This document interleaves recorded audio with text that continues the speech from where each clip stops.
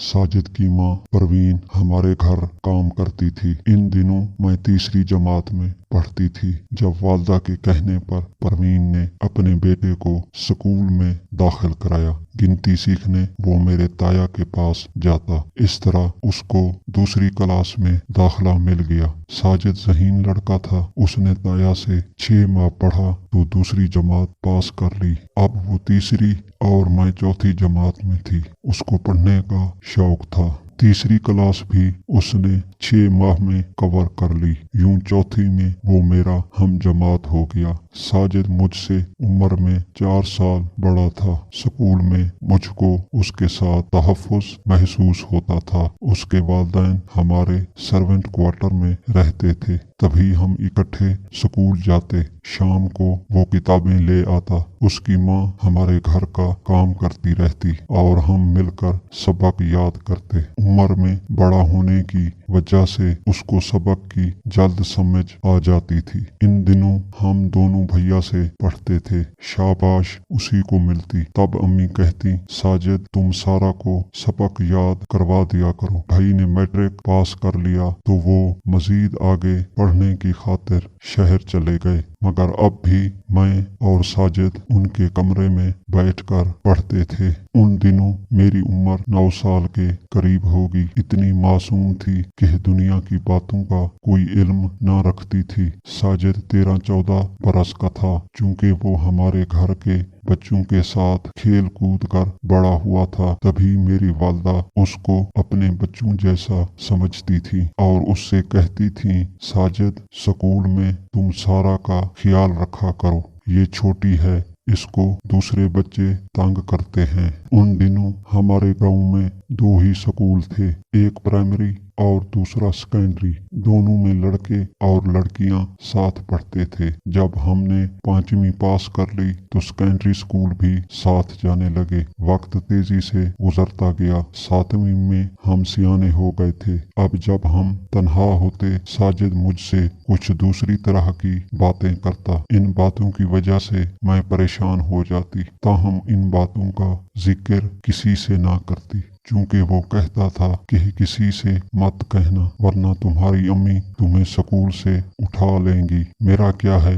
मैं तो अपने चचा के गांव भाग जाऊंगा। ये दूसरी किस्म की बातें प्यार और मोहब्बत और शादी से मुतअल्लिक होती थी। मैं साजिद के हमरा तहफ़्फ़ुज़ महसूस करती थी और उसको एक पनाहगाह समझती थी। नहीं चाहती थी कि वो मुझको छोड़कर कहीं चला जाए, इसलिए उसकी ऊट पटांग बातों को बर्दाश्त कर लिया करती थी। आपा के बेटे की पैदाइश पर वो हमारे यहाँ आ गई थी। नन्हे के जन्म की खुशी में रात जगा हुआ तो अम्मी ने साजिद को रोक लिया, क्योंकि मेहमानों की आमद से काम बढ़ गया था। उसको काम में हाथ बटाने को अम्मी ने बुलाया था। ये महफिल रात देर तक जारी रही। फिर सभी थक गए। अम्मी ने उसको कहा कि तुम यहीं मेहमानों के साथ वाले खाली कमरे में सो जाओ। ये भैया का कमरा था जो खाली पड़ा था। उस रात मैं और साजिद जागते रहे। हमने भैया के कमरे में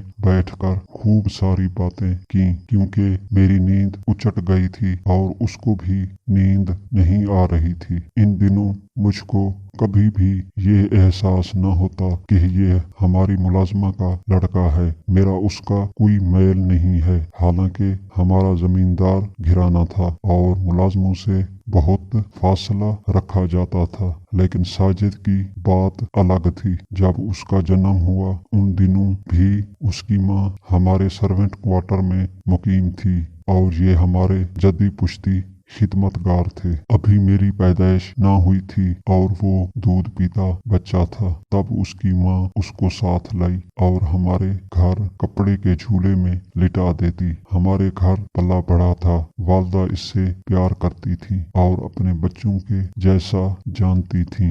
रुत जगे वाली शब जब हम दोनों ने भैया के कमरे में बिताई तो उस शब पहली बार कम उम्री के बावजूद मैं मोहब्बत के जज्बे से आशना हुई और उसने मुझसे वो बातें की जो जिंदगी में यादगार बन जाती हैं। पू फटने तक हम जागते रहे थे। फिर मैं वहां से उठकर अपने कमरे में आ गई थी। इन्हीं दिनों मुझको अपनी खूबसूरती और दिलकशी का शिद्दत से एहसास हुआ। साजिद बुरी तरह मेरी मोहब्बत में गिरफ्तार हो गया। मैं साजिद से दिलचस्पी जरूर रखती थी, मगर मोहब्बत मुझको उससे ना थी। जब जरा गौर करती वो बराबर का ना लगता। ताहम उसका साथ मेरे लिए राहत का बायस था, क्योंकि उसके बगैर खुद को अधूरा ख्याल करती थी। दरअसल मैं साजिद को नहीं, उसकी बातों को पसंद करती थी। वो अक्सर मेरी तारीफ करता और मैं खुशी महसूस करती। हमारा ताल्लुक रूहानी नहीं बल्कि जज्बाती था। ऐसी जज्बातियत जो तगय्युर पजीर होती है, पायदार नहीं। साथ वाले गांव में किसी का इंतकाल हो गया। ये हमारे रिश्तेदार थे। घर वाले वहां चले गए। मुझको बुखार था, लिहाजा अम्मी साजिद की माँ परवीन को मेरे पास छोड़ गई। रात को परवीन तो सो गई, लेकिन साजिद को नींद न आई। वो मेरे पलंग की पट्टी से लगा बैठा था। रात के 12 बजे थे। मुझे तेज बुखार था और साजिद मेरे माथे पर ठंडे पानी की पट्टियां रख रहा था। उसने मेरा सर अपनी गोद में रखा हुआ था। नहीं मालूम कि दूल्हा भाई कब और कैसे घर में आ गए। वो ये नजारा देखकर आग बगोला हो गए। उन्होंने साजिद को जूते लगाए, परवीन को उठाया, उसको भी खूब बुरा भला कहा। साजिद तो उसी वक्त सर्वेंट क्वार्टर चला गया। सुबह न जाने क्या आपा के शोहर ने परवीन से कहा कि उसने साजिद को उसके चचा के गांव भिजवा दिया। हैरत की बात यह कि इस वाकया का जिक्र ना तो परवीन ने अम्मी जान से किया और ना ही दूल्हा भाई ने, मगर परवीन को ये धमकी जरूर दी कि अगर अब मैंने तुम्हारे लड़के को इधर देख लिया तो उसकी गर्दन कटवा दूंगा। अपनी गफलत के सबब वो बेचारी तो एक गिरां बोझ तले दबी ससकती रही, लेकिन उसने अम्मी के सामने जबान न खोली। मेरा ख्याल था कि दूल्हा भाई इस वाकया का जिक्र जरूर मेरे वालिदैन या आपा से करेंगे और मुझे भी मार पड़ेगी।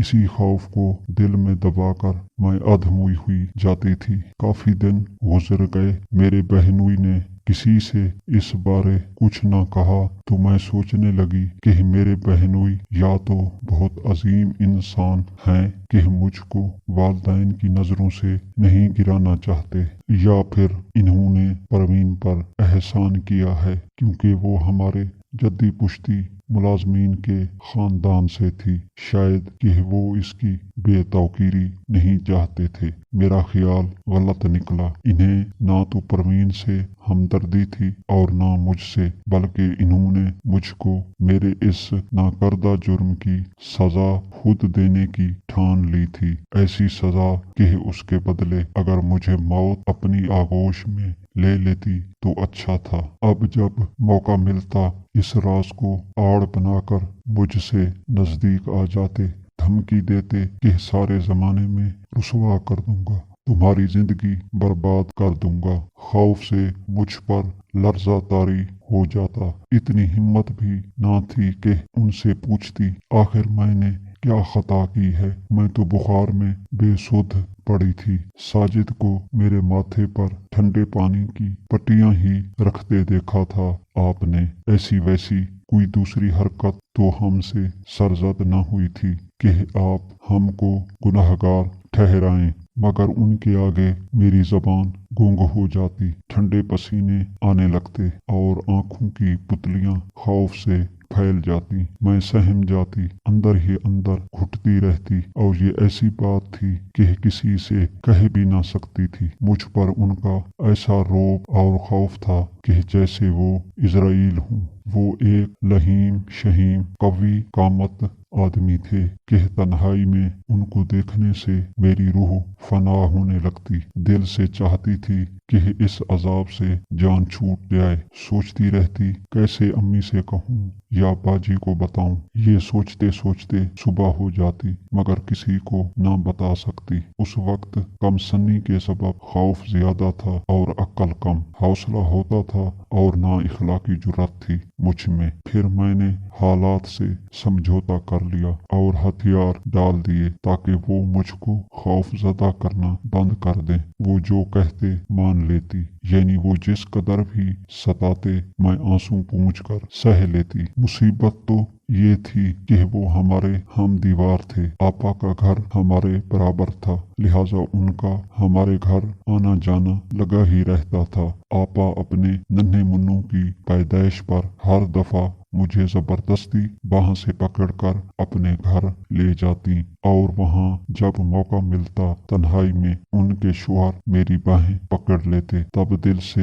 यही बद्दुआ निकलती, या अल्लाह मेरे बहनोई को मौत आ जाए या मैं ही मर जाऊं ताकि इस अजाब से तो निजात मिले। जब भी आपा अस्पताल होती और अम्मा उनके पास, मैं ही उनके बच्चों को संभालती और दुल्हा भाई मुझे। जुल्म ज्यादती की एक हद होती है, आखिर तो उसका समर मिलकर रहता है, मगर इस मरहला पर भी किस्मत ने उन्हीं का साथ दिया। इससे पहले मैं बदनामी की होलनाक गहराई में गिर जाती, उन्होंने मसले का हल निकाल लिया। मेरे वालिदैन की मिन्नत समाजत करके मेरा रिश्ता अपने छोटे भाई के लिए मांग लिया और झटपट मेरी शादी की तारीख भी रख ली। यूं बंदर की बला तवीले के सर हुई। मेरे लिए तो इस शादी पर राजी हो जाने के सिवा कोई चारा था ही नहीं कि इन दिनों इतनी परेशान थी कि मुझ पर मेरी एक एक सांस सदियों जैसी भारी हो गई थी।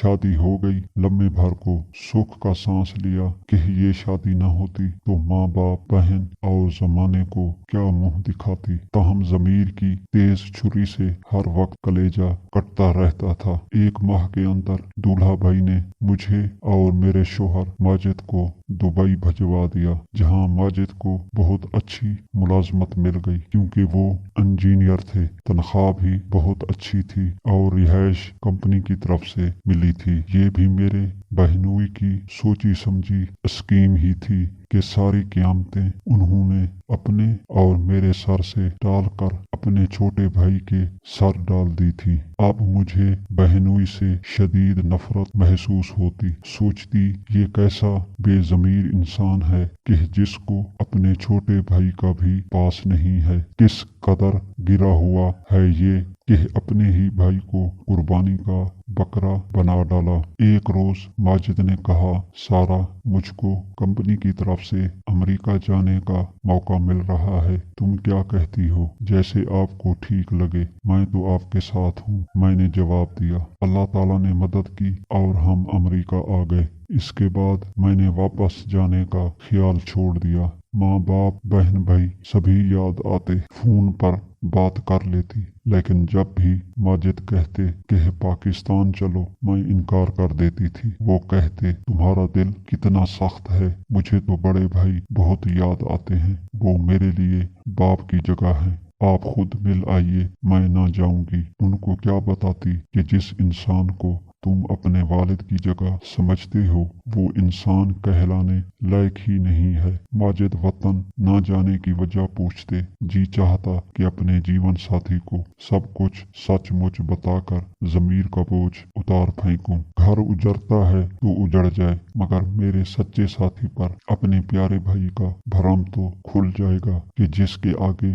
वो सजदा करने को तैयार रहते हैं, मगर फिर खुद को रोक लेती इस वजह से कि वो पुरसुकून हैं, मुझसे खुश हैं, बच्चों से प्यार करते हैं। मेरा घर मेरी न सही इनकी तो जन्नत है, क्यों इस जन्नत को अपने हाथों से तहस नहस कर डालूं? अपने बेकसूर शोहर को किस बात की सजा दूं कि उम्र भर के लिए इनका चैन और सुकून लुट जाए, इनका दिल वैरान न हो जाए। वो इतने मिसाली शोहर हैं कि ऐसा अच्छा इंसान चिराग लेकर ढूंढूं तो न मिले। उनको मुझसे बहुत प्यार है, मुझको देख देख कर जीते हैं। अगर माजी का ये एक दुख मेरी जिंदगी में ना होता तो मैं खुद को दुनिया की खुश नसीब तरीन औरत तस्वुर करती। जब वो रोज सुबह मेरी पेशानी और मेरे हाथ चूमते हैं तो मैं तासुफ से पानी पानी हो जाती हूँ। ज़मीर की खलिश मेरी हर खुशी को जख्मी कर डालती है। खुद को उनकी गुनाहगार समझती हूँ, जैसे कि मैं उनकी चोर हूँ और उन्हीं के घर में पनाह ले रखी है। शायद रूह ज़हन का ये अजाब मेरी किस्मत में लिखा गया था। अपने खामद का खुद से वालिहाना प्यार देखकर कभी तो जी करता है कि चीख कर कह दूं, मेरे मोहसन, मुझसे ऐसा प्यार न करो कि मैं तुम्हारे प्यार के काबिल नहीं हूँ। हालांकि मेरा कोई कसूर नहीं, मगर फिर भी कसूरवार हूँ। जब ताकतवर दुश्मन वार करे, कमजोर की जबान बंद हो जाती है। आए काश मैं पहले दिन ही अपनी माँ या आपा को उनके शोहर के करतूत बता देती, तो शायद रूह के इस अजाब में